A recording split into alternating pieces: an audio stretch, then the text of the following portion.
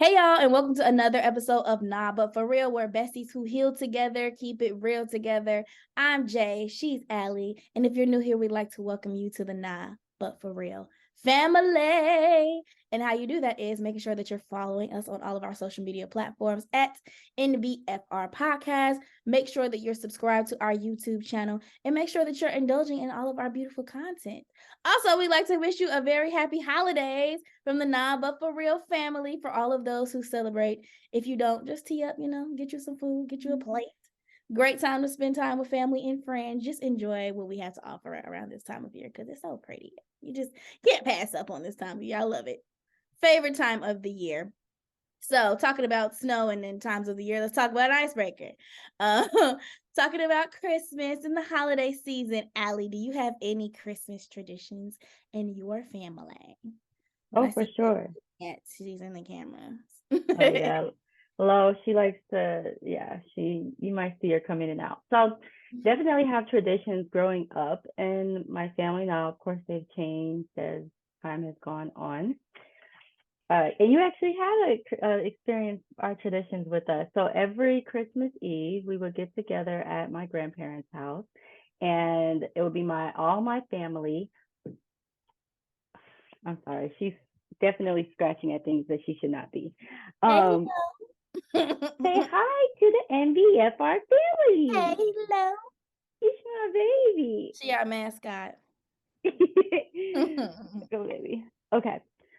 So yes, we definitely have traditions where we would come together on Christmas Eve at my grandparents' house. All of my family, my cousins, aunt, uncles, and my grandpa will cook dinner. We will have like Christmas music playing, and then the kids will be just doing anything. Sometimes we'll be in my room, or sometimes we'll be like downstairs, just kind of watching TV until it's time to eat dinner. Then we eat dinner, and then we open presents. And when we open presents, we go from youngest to oldest. And yeah, that's what we do. That was the Christmas You forgot tradition. a huge one. What is it? The enchiladas? Enchiladas. Yes, I was ready for you to say it. I was like, Allie gonna say enchiladas for her Yes, holiday tradition. Yeah, That's what I remember. My fat ass. Yeah, so it was always a great time. Now, of course, like I said, it's changed now that we're older, and my cousins have their own kids, and we live in different spaces, different states. So it's much different now. And I actually want to say what a new tradition is that I want to start going in, especially when I have my own kids, is I want to travel around the holidays. I want to be, if it's not on a cruise, which I love cruises, and they're like always themed out based off of the holidays. So it's like, yeah, I kind of want to do a new year, like always bring a new year, or like Christmas time, like all of that, like together. So yeah. Yeah, I've always wanted to do that with my family. My family celebrates Christmas, but we're not huge gift givers. So that I remember I want to say it was my like sophomore year of college. I had a classmate who for Christmas gifted her kids a Disney World trip, and they had clues all over the house, kind of like Elf on the Shelf for the whole season. And then on actual Christmas, like she had a huge box, and all these balloons came out as soon as they all opened the box together. All these balloons came out, and it like had Mickey Mouse and hats for everybody. So I was like, oh my God, yes, I want to do that every year. We open up the box and see where we're going, so the Elf on the Shelf could be little like clues of the countries. And they can look them up and stuff. But I don't want to go to Disney World. I want to go to countries, But yeah, I always like that. I want that to be a tradition of mine too. My family tradition, like I said, we're not huge gift givers. We are eaters. So one tradition was chicken and dumplings. When my great grandmother was alive, we always had chicken and dumplings on Christmas along with all the other food, but that was like the main event, like we know is about to go down on Christmas. We get chicken and dumplings.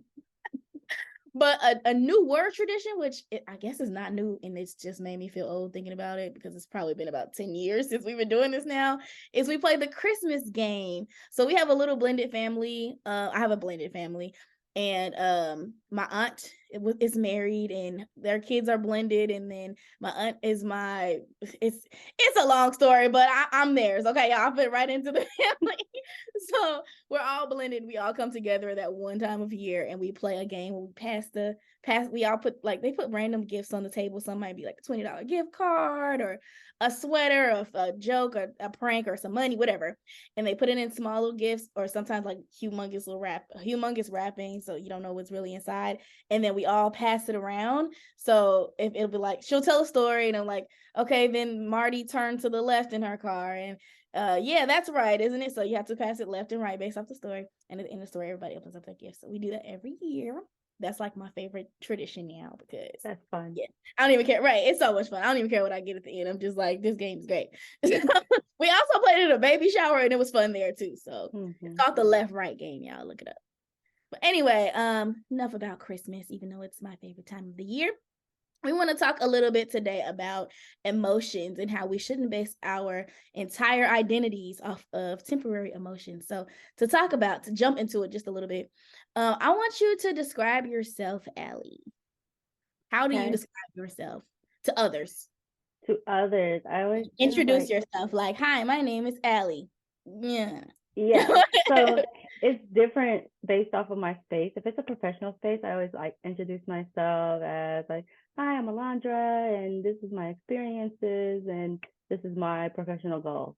I want to have my own private practice. Da, da, da. Now, if it's like more of a personal thing, like it's friends or like friends of friends or like family, like if it's not really anybody who is going to develop my professional career, I guess, then I will introduce myself as Allie, sometimes Alondra, depending on how I'm feeling. And then I always bring in my big three. I don't know, especially when it's like meeting people around our age. Like I'm like, yeah, I'm a Libra.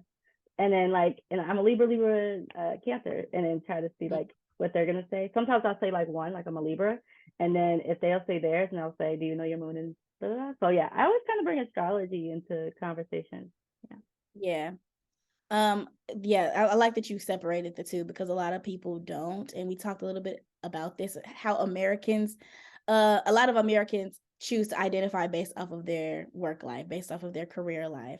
And you separate the two. If you're in a space in which somebody can help you grow in that professional space, then it's like, yeah, these are my credentials, boost me up. But if that's not the case, then you choose not to use that, which is not, I feel like we're straying away from that now as time progresses. But if you meet older people, people 40s and up, they usually, even if you're just talking in a casual setting, will introduce themselves as their job. Like, hi, my name is Bob and I'm a retailer. Like you asked them what they do for profession, like that has anything to do with me. That is how that goes. You meet anyone outside in America who's like over 40, guaranteed they're going to tell you what their profession is, along with their name, as if that's literally who they are. Me, I do that a lot in a lot of workspaces as well. I'm probably not as vivid as describing what I do. For me, I'm more of a like, hey, I'm Jay. You'll know. You'll get to know. You'll get to know who I am. You stick around. But at work, I'm like, hey, I'm Jay. This is what I do. It's usually just my title, my job title.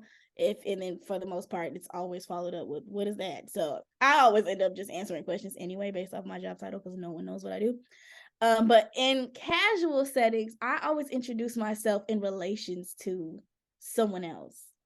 So if I'm meeting someone, I'm like, oh, I'm Jay, I'm blah blah's friend. And if I'm just meeting someone all by myself, usually it's connected to somewhere like I am. So say I'm meeting someone at a restaurant, I'm like, oh, I'm Jay, I live in Linwood, that's why I'm here, because I'm from around the corner.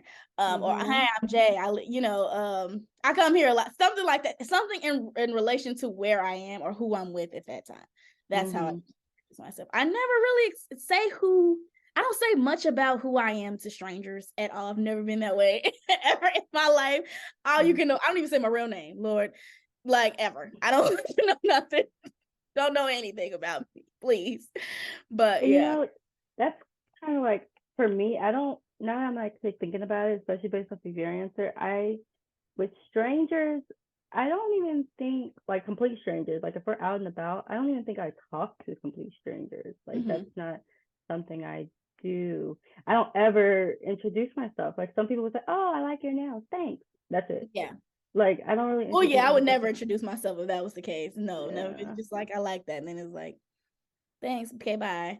But if you're I'm saying if someone is like, hey, what's your name? and you're Yeah. introducing yourself. Why Like, are hey, they asking for your name if it's a stranger? What's going on? because they're meeting you. Like if you're meeting someone, they're like, talking, say you're in line, like, hey, I like your nails. Okay, thank you. What's your name? Or hey, I like your nails. Why are you here? Usually it's if they want to have a conversation, it's a conversation. That Now doesn't people happen don't to want you often. conversations with me. I wish we would switch then, because man, look, I just got off a boat, y'all. I got so many friends, I don't know their name. They not, I guess I'm their friend. They not Period. mine. I know nothing about y'all. But yeah, it's all people always want to have a whole conversation with me, and I don't understand why. I'm not a huge social person, if you guys haven't noticed by now. Not with strangers at all. But yeah, like I said earlier, a lot of people in America like to describe themselves based off of their work. As a lot of people know, we're in a very capitalist environment, and I'm sure that contributes to it in some sort of way, some type of weird hierarchy thing we got going on here. But it's okay. Like I said, we're straying away from that and learning more about who we are and how important that is to define who we are with talking to other people, how we can relate to each other, not just from our career and professional development perspective, but characteristics, traits, what we like, hobbies. And that's really important because we have a life outside of work.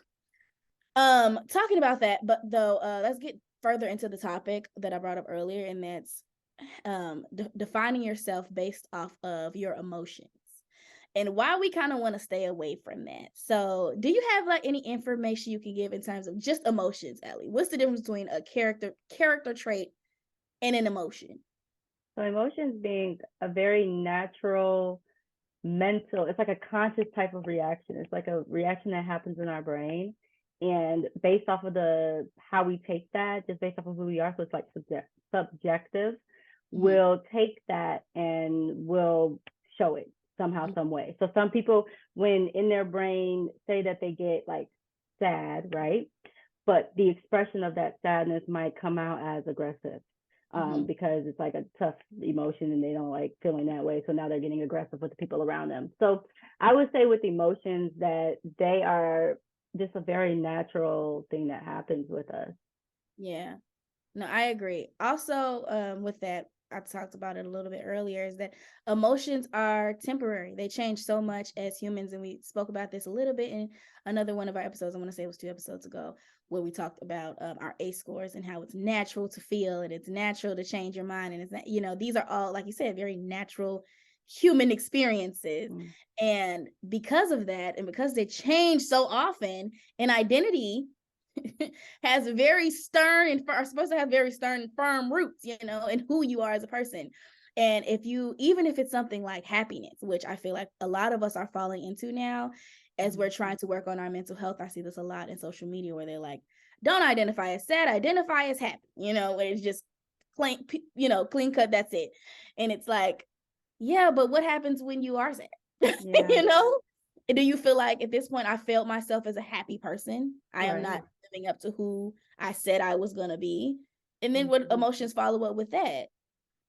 Right. So yeah, that I feel like personally that can become very dangerous, because even I think I've fallen into that at times where I want to be happy and I'm like, that's just it. I want to be happy. And so I ignore the other feelings or try to feel like, okay, I'm happy, so this shouldn't happen to me, or I'm happy, so I'm happy. So I don't want to feel anything else. I'm not sad. I'm not sad. I'm not sad. And then all the sadness comes and you feel like you don't know who you are. Or personally, I didn't know who I was when I wasn't happy. I didn't feel grounded with the person who I've become when I wasn't happy. And that's really dangerous because you're not allowing yourself to feel every emotion, like we mentioned in the other episode.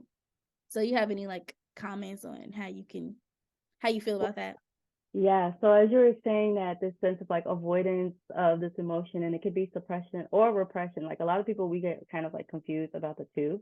But then when you think of like the repression part, that's this involuntary way. It's like you're not really trying to do it. You don't even realize you're doing it, which happens usually that happens after suppression. So suppression will happen first when you're like, I don't want to feel that emotion.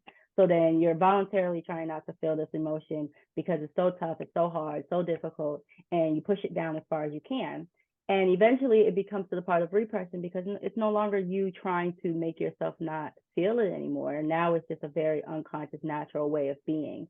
And when you get to that state, like you said, it can be quite dangerous because you're still feeling these emotions. I had a client, I don't know if I said this on this podcast. I'm sure not, because it's almost recent. I had a client who tells me, and she's a teenager. My teenagers are so much fun. She says to me, I'm thinking that I just don't want to care anymore, because if I don't care, that means I can't get hurt. Mm-hmm. And I give her this example. I said, okay, so let's say there's a guy and a girl, and the guy tells the girl, like, hey, like, why do you feel like that about this? Like, you shouldn't feel like that. It's not even that deep. It's not that big of a deal. And the girl's like, okay, it's not that big of a deal. I don't care anymore. I'm just gonna push that away. And then he's like, hey, why do you have that outfit on? Like, that doesn't even fit you. Like, that's not even it. Like, you need to change your clothes. And she's like, okay, I don't care about the way I look, so I'm gonna change it because this person says that it doesn't look that good. So I don't care. I'm just gonna just dress differently. And then the guy is telling the girl, hey, let's go do this. And they're out and about, and the guy does something just minute, something real small, and the girl snaps on him, goes clean in on him, doesn't even realize or know why she's going this deep and this hard on him, but it's coming from a place of hurt. The feeling of caring about these things, and for her, she's voluntarily pushing them down, it still shows up. No matter if you think if it's going to show up in the moment, it's still going to come up again, because it hasn't gone anywhere. The emotions are still there. They're still happening. It's just that you're pushing them to the side. But as soon as a trigger happens, as soon as something happens, that emotion is going to pop right back up. And you're not going to know how to deal with it. Like you said, you're going to be like, oh, why did I get like that? Oh, am I a snappy person? Am I always so angry? Am I like, and really where it's coming from is a place of this emotion has been in your system. It's just that you pushed it to the side and you're ignoring that feeling. And to be able to experience it in the moment and say, hey, like, no, my emotions are valid. Like, they're happening right now. This is how I feel right now. And to be able to do that and process that in the moment, it lets it kind of go out, and you're no longer holding it in. So then when it comes down to the guy doing something so minute, you can see it as, oh, wow, that's like whatever. And you could keep, but yeah, that's what came to my mind. Yeah, that just made me feel like, from a physical perspective, it's kind of like when you eat a whole bunch of junk, like a whole bunch of bullshit, and then you turn around and eat a salad to make it feel better, but the shit still gotta go somewhere.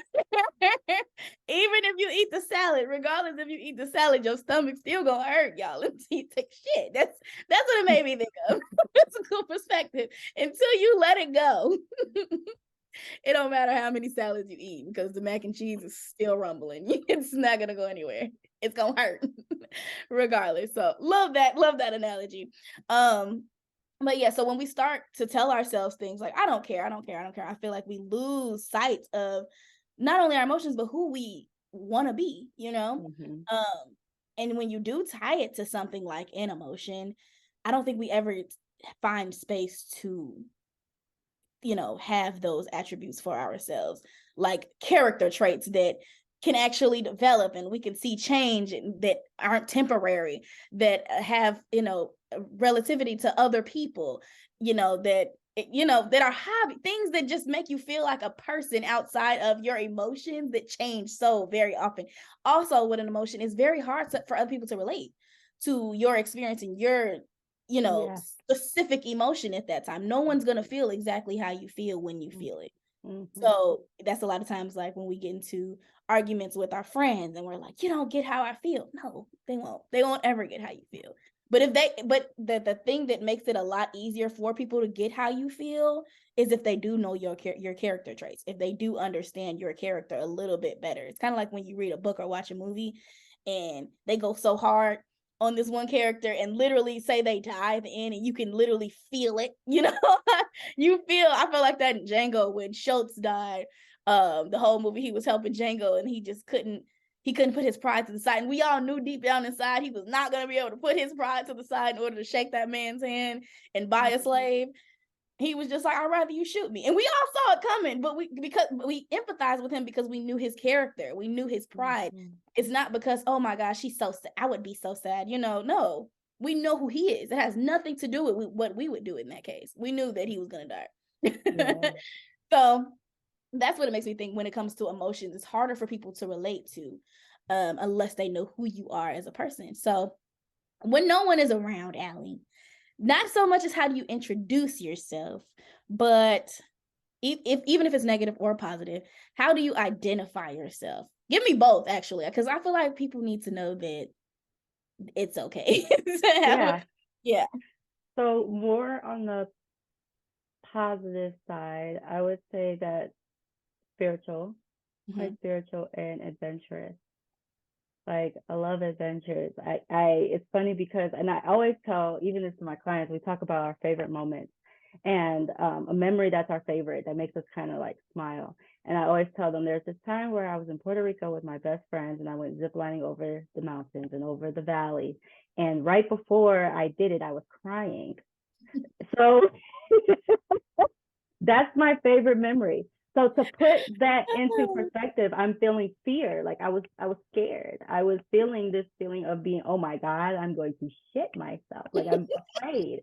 And at the same time, as they let me go and I'm going over this valley, I'm like, oh my gosh, this is so beautiful. I am calm. I am peaceful. So that's definitely my favorite moment. So I would definitely say adventurous.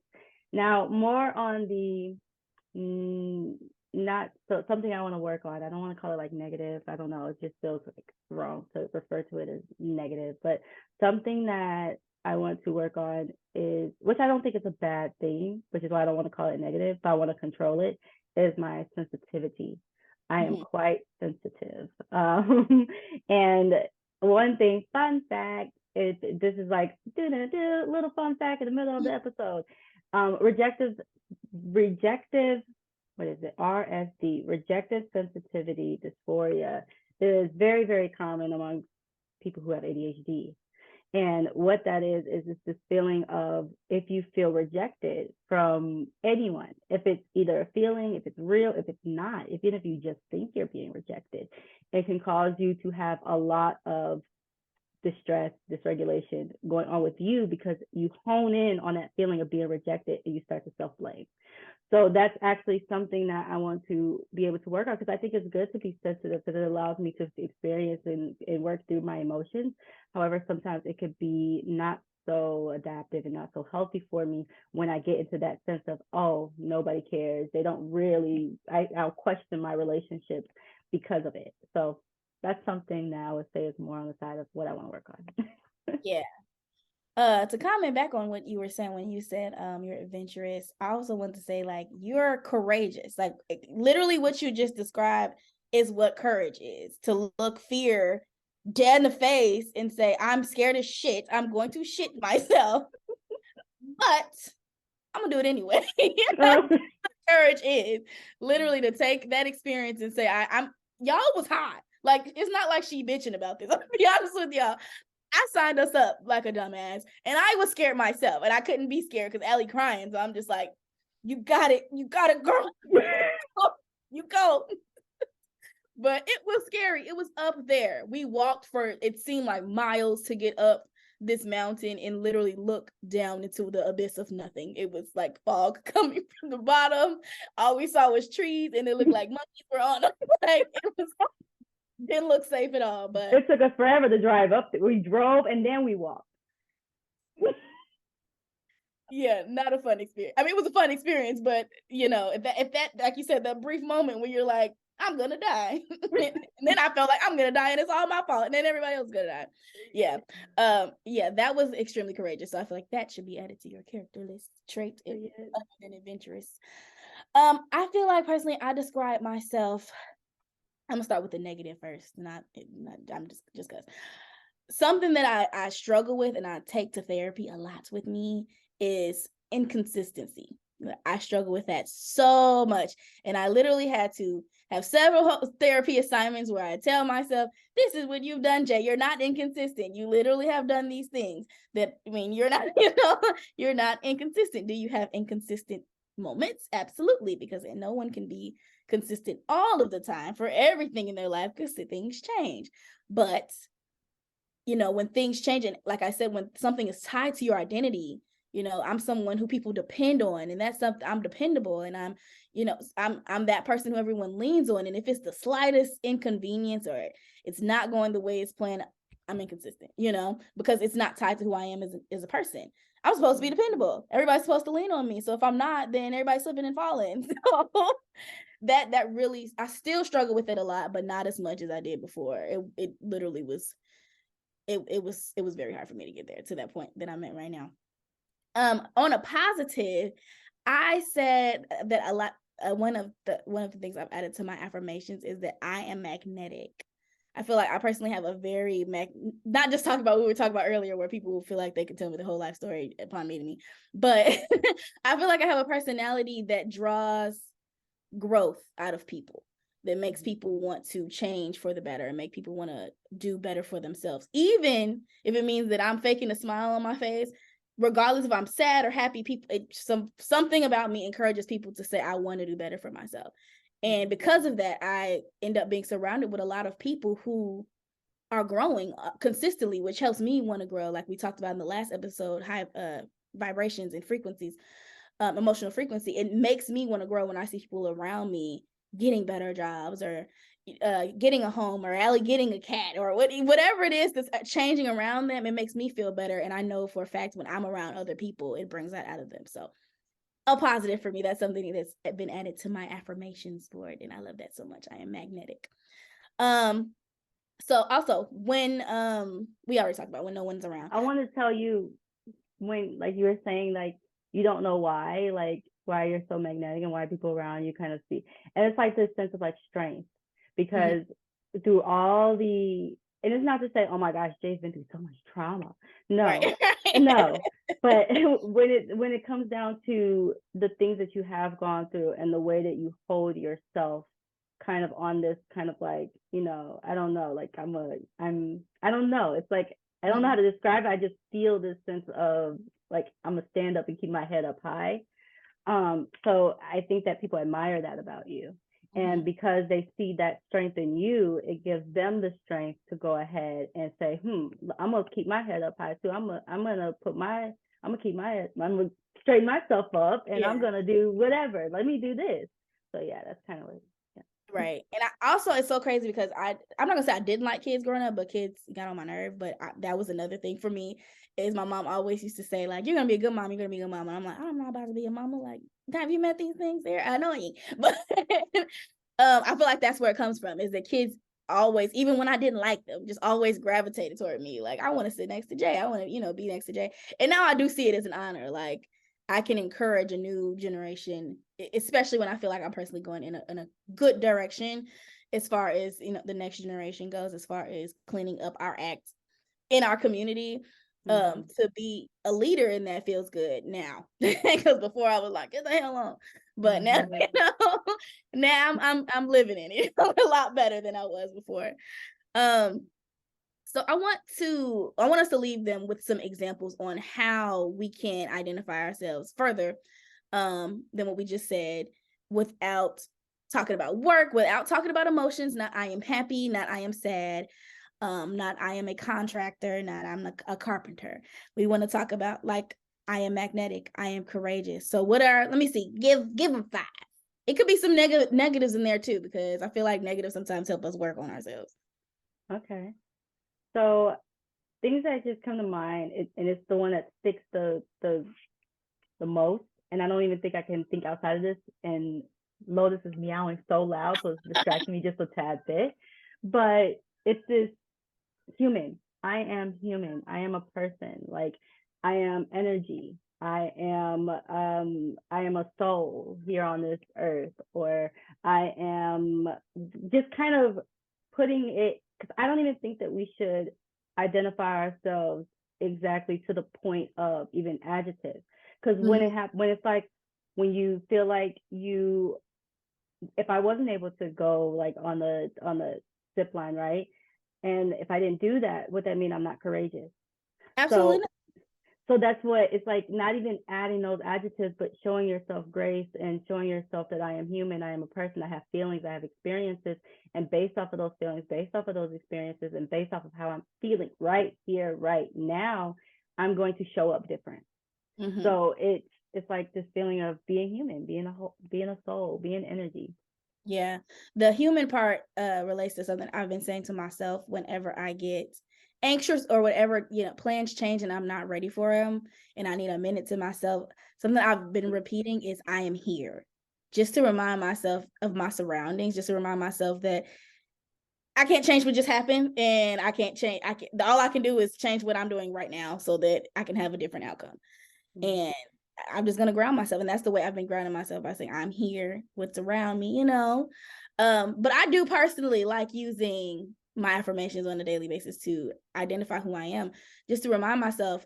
This picture right here, I printed it out and put it in the bathroom too. That's me in 8th grade. I was so cute, and I put it in the bathroom so when I see myself and I start telling myself I'm fat, I'm this, I'm that. When you look in the mirror, you don't want to say that to that little girl. So if you got to put a baby picture of yourself or you and your family right there, so you can stop telling yourself mean things and tell yourself who you really are, not just in the moment, not that just you're happy, but that little girl was magnetic too. And that little girl was courageous too. And you want to keep speaking that life because, like I said, those are foundational character traits and they can stick with you forever if we keep reminding ourselves who we are. So yeah, I hope that you okay, Lotus, you was ruining my moment. Lotus is obviously the main character. Okay, she knew who she is. Period. Let us know how you feel about your identity and how you choose to identify yourself in the comments below. And we want to wish you a very merry, happy holidays, however you choose to celebrate them. Make sure that you're following us on all of our social media platforms at NBFR Podcast. And until next time, bye-bye. Bye.